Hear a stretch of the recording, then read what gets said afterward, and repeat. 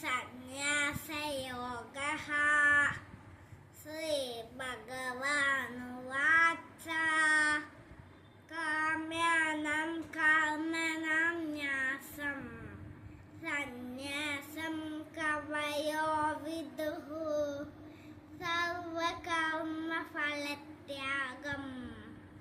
प्राहुस्त्यागं विचक्षणाः त्याज्यं दोषवदित्तेगे कर्म प्राहुन्मनेस्नेह यज्ञदानतपःकर्म न त्याज्यमिति चापरे निश्चयं शृणु मे तत्र त्यागे भरतसत्तमा त्यागो हि पुरुषं व्याघ्र त्रिविधः प्रकीर्तितः